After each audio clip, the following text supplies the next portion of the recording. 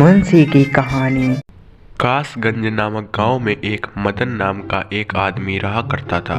वह बहुत ज़्यादा मेहनती था और अपने काम हमेशा ईमानदारी से किया करता था। वह बेचारा बहुत ही ज़्यादा गरीब था, उसी से उसका घर चला करता था। उसके घर में उसकी बीवी और उसके 2 बच्चे रहा करते थे। दोनों लोग बड़े ही ईमानदारी से काम किया करते थे। उन लोगों के घर काफ़ी ठीक चल ही रहे थे।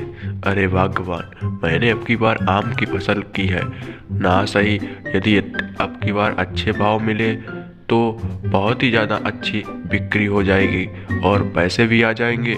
उससे हम लोग अपने घर की मरम्मत भी करा लेंगे। इस बार भाव भी अच्छा है, इसीलिए मैंने आम की खेती की है। सही किया ना? हाँ हाँ जी, ये तो लाख लाख शुक्र है कि आम की खेती की है। अब वह अच्छे भाव में चली जाए तो भगवान का लाख लाख शुक्र होगा। हाँ हाँ। बेचारा मदन हर रोज प्रातः काल उठकर मदन अपने खेतों पर जाया करता था और बहुत ही ज़्यादा मेहनत और ईमानदारी से अपने खेतों पर फसल लगाया करता था और उन्हें रोज पानी दिया करता था। ऐसे ही दिन बीत गए। एक दिन अब मदन के खेतों में आम के पेड़ बहुत ही बड़े बड़े हो चुके थे और वह आम काफ़ी बढ़िया भी लग रहे थे। मदन के बगल खेत पर ही किशन नाम का एक आदमी काम किया करता था। वह मदन और किशन दोनों बहुत ही ज़्यादा अच्छे दोस्त थे। अरे भाई मदन, तुम्हारे तो आम के पेड़ यार बहुत अच्छे हैं। हाँ, लगता है अब की बार बहुत बढ़िया आम आएंगे। हाँ भैया, पेड़ तो अब की बार अच्छे आ गए हैं और मेहनत भी की है। अब सिर्फ आम आ जाएं अच्छे बस।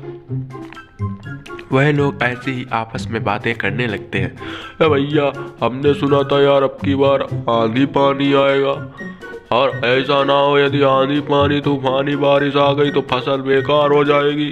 हम लोग कहीं के भी नहीं रहेंगे। हाँ, लोग कह रहे थे बगल वाले गांव के लोग, ऐसा ना हो यार, नहीं तो हम लोग तो बर्बाद ही हो जाएंगे और बहुत ही मेहनत से की है। अरे अरे नहीं नहीं भाई, ऐसा नहीं होगा यार, ऐसे कैसे तूफानी बारिश आ जाएगी। तभी मदन और किशन दोनों अपने घर की ओर आते हैं और बेचारा मदन किशन को तो दिलासा दिला देता है, परंतु खुद बेचैन हो जाता है कि यदि कहीं सच में तूफानी बारिश आई तो उसके सारी फसल नष्ट हो जाएगी।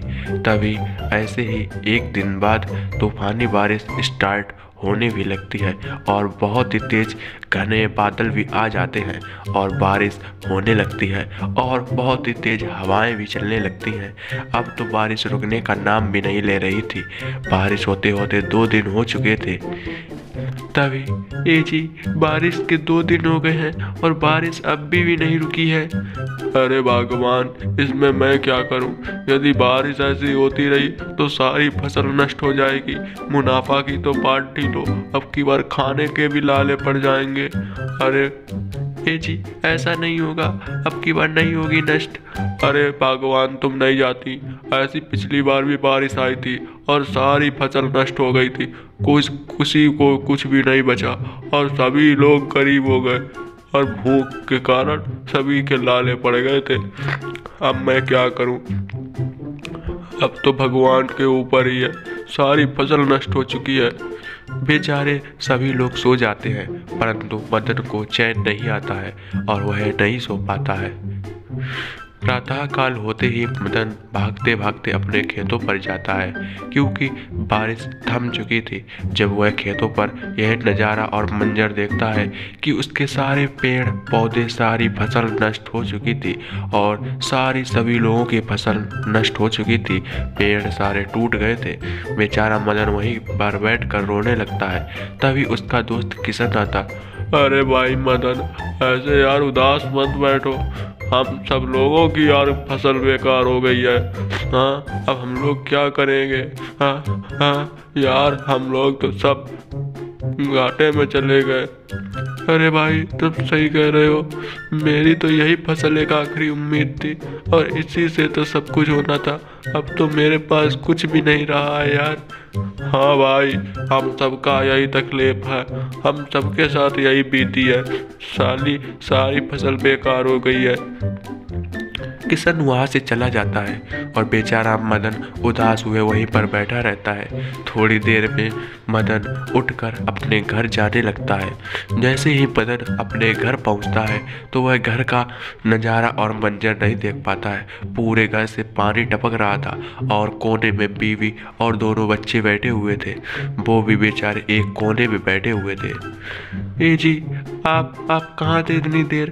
बेचारे बच्चों को बहुत ही जोर से भूख लगी है और घर में राशन बिल्कुल भी नहीं है।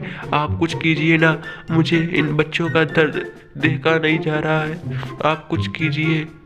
तभी मदन यह सब सुनकर वह बाजार की ओर जाने की सोचता है। तभी मदन जल्दी घर से झोला लेता। अरे भगवान, झोला दो, मैं कुछ राशन की व्यवस्था करता हूँ और थोड़ा बहुत कहीं से राशन लाता हूँ, उसी से तुम खाना बना देना। ठीक है, अभी मैं जा रहा हूँ जल्दी से।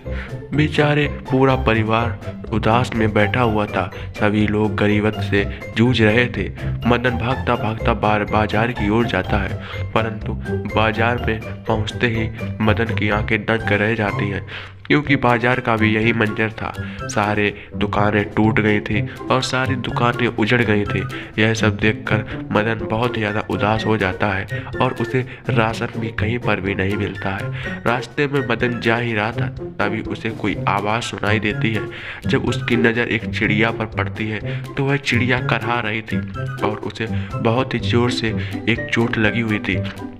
मदन वहीं उस चिड़िया के पास बैठ जाता है। मदन अपनी सारी तकलीफ भूल चुका था कि उसे राशन भी लेना था। वह उस चिड़िया की मदद करने की सोचता है। तभी राकेश वहीं पर बैठकर उस चिड़िया की थोड़ी बहुत सफाई करता है और उसके थोड़ी सी पट्टी बांधता है। पट्टी बांधने के बाद पे वह चिड़िया को पानी भी पिलाता है, जिस कारण पानी चिड़िया पी भी लेती है और थोड़ी देर में उसका दर्द थोड़ा ठीक हो जाता है। तभी जैसे ही चिड़िया का दर्द ठीक होता है तभी वह उड़ने लगती है। ये जी, तुम बहुत अच्छी हो मदन, तुमने मेरी मदद की है और मैं तुम्हें कुछ देना चाहती हूँ। मैं तुम्हारी परीक्षा ले रही थी, तुम उस परीक्षा में फसल हुए। यह सब देखकर मदन एकदम से दंग हो जाता है, क्योंकि एक चिड़िया कैसे बोल सकती थी। अरे चिड़िया बहन, तुम कैसे बोल सकती हो? तुम कोई साधारण चिड़िया नहीं लग रही हो। हाँ, मैं साधारण चिड़िया नहीं हूँ, मैं बोल सकती हूँ। मैंने तुम्हारी परीक्षा ली थी और तुम उस परीक्षा में सफल हो गए हो। बोलो, तुमको क्या चाहिए? तभी मदन कुछ देर तक सोचता रहता है और जब उसे कुछ सोचने की तरकीब आती है तभी वह कुछ कहता है। अरे चिड़िया बहन, मेरी तुम सिर्फ एक मदद कर दो। जो मेरी फसल नष्ट हुई है उस फसल को तुम सही कर दो, बस मैं इतना ही चाहता हूँ। तभी मदन की बात सुनकर चिड़िया बोलती है, और मेरी थोड़ी मदद कर दो, मेरी फसल को सही कर दो बस। हाँ, क्यों नहीं, मैं तुमको एक ऐसे बीज दूंगी जिसमें सोने के आम आएंगे और उन फलों को तुम खेत में बो देना और उसी के साथ साथ तुम्हारी फसल भी ठीक हो जाएगी और अन्य पेड़ भी सही हो जाएंगे और उन पेड़ों में सोने के आम आएंगे। तभी ऐसा कहते ही वह चिड़िया सोने के फलों के बीज को मदन के पास दे देती है। क्या सच में सोने के फल आएंगे? आगे की